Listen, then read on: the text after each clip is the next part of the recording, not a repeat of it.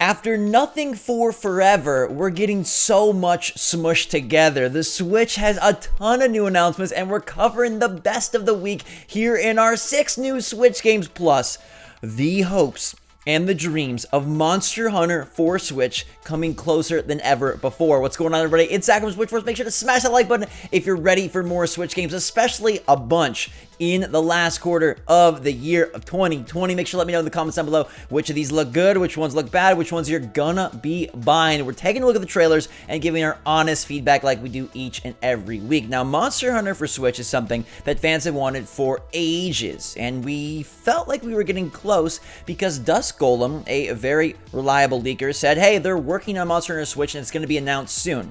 He also said that there would be a big PS5 event confirming the launch lineup and giving more details, and boom, this morning that was just announced for this week. So if that is correct, his Monster Hunter intel is probably also correct, and Tokyo Game Show is about 10 days away, and I think that's where we find out about the brand new made-for-Switch Monster. Hopefully it borrows elements from World. I love that game a lot.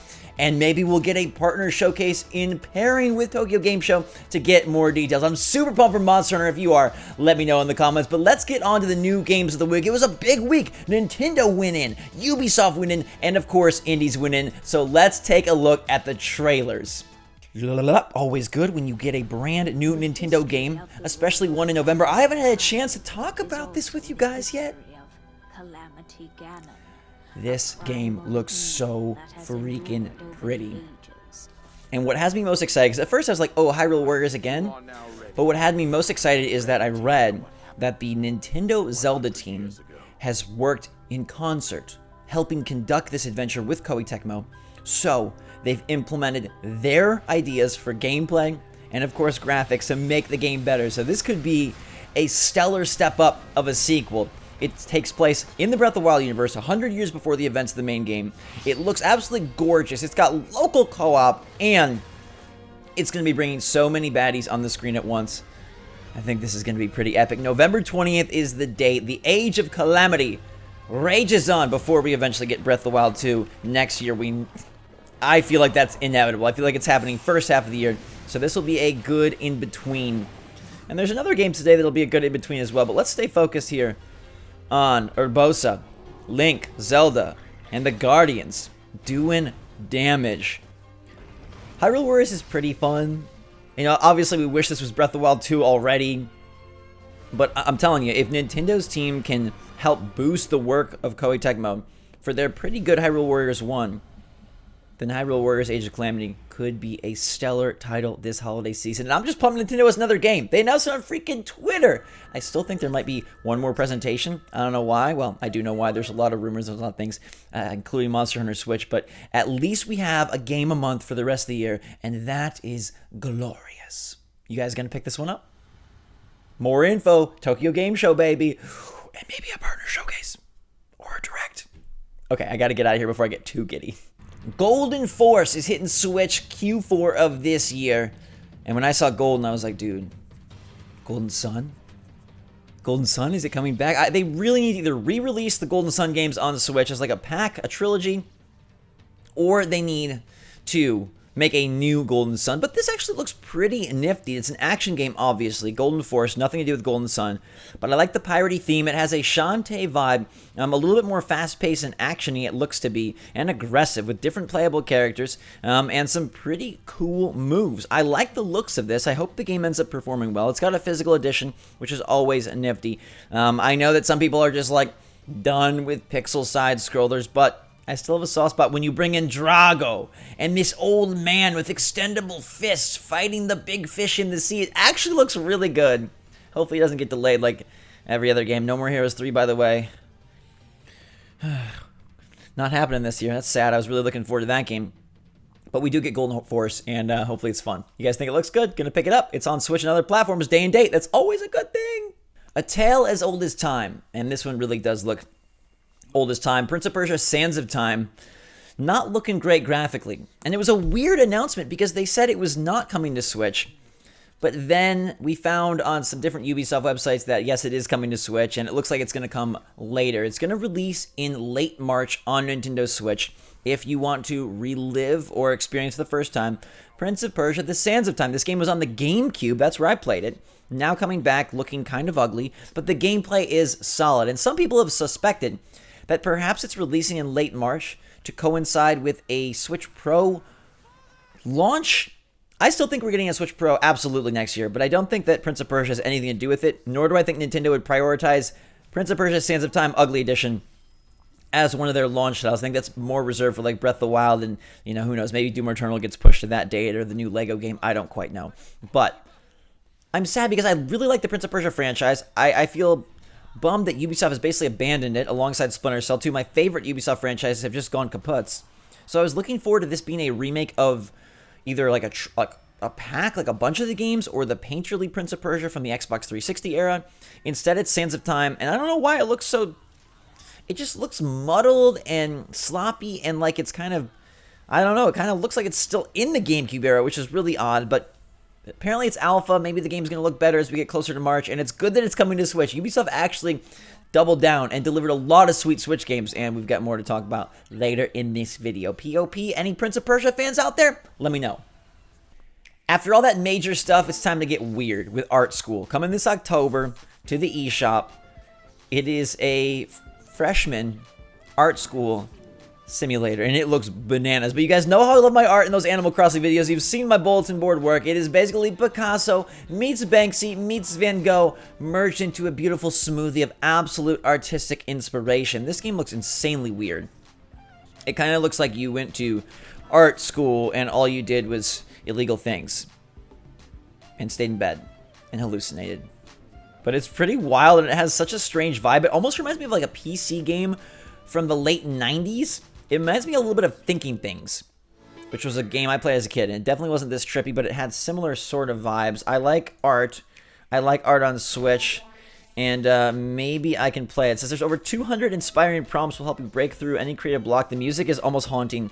You explore a campus, you relax, you become a collector, and it's coming out in October. Do you think we should check this out? Or is it too weird? It's like almost like spooky weird, like it might invade our minds and turn us into a monster. So we're gonna have to be careful, but I kind of really love it. What do you think?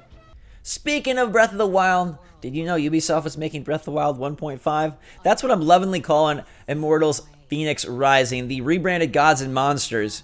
It's good. I got to play over 2 hours of the game. I posted a big video on the channel if you want to check it out on why I think the game just might be the best third-party Switch title of the year. It's releasing December 3rd, which is really cool. It fills in the December slot, and if after Hyrule Warriors Age of Calamity you're like, I can't wait for Breath of the Wild 2, Immortals is going to fill that slot, because Ubisoft basically said, how can we make Legend of Zelda Breath of the Wild without using Link or Zelda or Ganon? Well, we can make Immortals Phoenix Rising. You ride around a big open world on a horse. You climb with the stamina meter. You dive into these vaults that are basically shrines. You move big boulders and blocks with these like ethereal beams. You have a bow and arrow. You have a bunch of swords. You watch the sky turn red as the main bad guy gets evilly angry. The enemies get stronger. The enemies dissolve into particle effects that look so much like Breath of the Wild. You cook potions in a big pot. The main bad dude kind of looks like Pig Ganon. This guy, though, he's unique, and the Greek mythology angle is pretty fun. The humor is on point, and the combat is faster paced and more involved than anything Zelda has done before, and that's why I think this game stands on its own. Well, it really stands on the shoulders of Breath of the Wild, and it kind of feels like a 1.5. Hopefully, it runs and plays good on Switch. I played on PC. It played wonderfully, fast-paced and fluid. The traversal, the flow is so strong. And I hope that the different areas of the game end up looking both visually diverse and providing different gameplay mechanics and varieties. There's character upgrades, there's powers. You fight Medusa, you sprout wings, you fly across the land, and you work with Zeus and the rest of the Mount Olympus squad to save the world. It really is Breath of the Wild. But it's also very cool. And I think you guys are going to like it a lot. It comes December 3rd, so it's a great way to cap off the year. And I honestly think it is going to be like a must-buy game for Switch owners, provided it performs and plays okay. As long as it plays good on the system, I think this is going to be a great holdover till Breath of the Wild 2, and a really nice way to get some of that action on Switch without Nintendo having to make it. And Ubisoft has done a pretty good job, so what do you guys think? Too much Breath of the Wild, or does it get you excited? Our last game of the day is Scott Pilgrim vs. the World, the game Complete Edition, coming to Switch this holiday season. It's $15 to relive Scott Pilgrim's greatest moments. It's actually a pretty good side-scrolling beat-em-up. I don't think it's the game that people were like clamoring for, but it's nice again to see Ubisoft delivering a multitude of different titles across different genres on Switch. They got Immortals, which is like Breath of the Wild. They got Prince of Persia, which is a throwback remake. And they've got Scott Pilgrim, which is your side-scrolling fill-up eShop with another pixel art game. Now, if you're a Scott Pilgrim fan, this is right up your alley. If you're not, it is, like I said, a good beat-em-up. It's 10 years old, which is crazy bananas. Time flies so far and fast when you're having fun or you're stuck inside from quarantine. Either way, Scott Pilgrim, it's $15. I don't think it's like a major title. I also don't think it's an offensive title. I think it's just a fun thing to play with friends if you're a fan of the franchise or if you like beat-em-ups and you're ready for something later this holiday. Hopefully it doesn't get delayed. Hopefully it comes, and hopefully Ubisoft continues to support the system. Maybe with an exclusive one of these days. I love Mario plus Rabbids. Could you bring some of that back, Ubisoft? Pretty please. There you have it, everybody. 6 new Switch games and one of our most momentous Monster weeks yet. And yes, Monster, I'm talking about you, Monster, and I really hope that gets announced in the coming weeks and we can talk all about how sick a Switch exclusive Monster Hunter looks, hopefully borrowing elements from the OG Monster Hunter games on Nintendo platforms and the new variety of Monster Hunter world that you're seeing on your screen right here. Which of today's games has you most excited? It's got to be Hyrule Warriors Age of Calamity, right? Or maybe it's Immortals Phoenix Rising if you're more a Breath of the Wild type of Zelda player. A lot of good stuff. I even think Golden Force and Art School look really cool. So a stellar week for new Switch announcements. You know I got you covered each and every week with what is coming to our favorite system. Checking out the trailers, giving our honest reactions and impressions, our enthusiasm, our sadness, our confusion, and most importantly, our camaraderie, our friendship, our love. I love you guys so much. Make sure to stay safe, stay healthy, stay smart out there. Hope you're having a fantastic day. And until next time, everybody, smash that like button. If you're excited for new games coming to Switch, let me know your favorites in the comments down below. And until next time, everybody, SwitchForce out. I really hope we get Monster Hunter. Please be real. Dust Golem, I'm counting on you. And it just makes sense. Capcom needs a big hit on Switch, and this is the one. They've released so much of their old catalog, but I really think it's going to be Monster Hunter. That is a potential system seller, especially for those in Japan, but some of us big fans over here in the West as well. And if they do the game right and it's a hybrid between the old style and the new style, that would be absolutely perfect. And hopefully we're just a few days away from finding out. Okay, once again, SwitchForce out.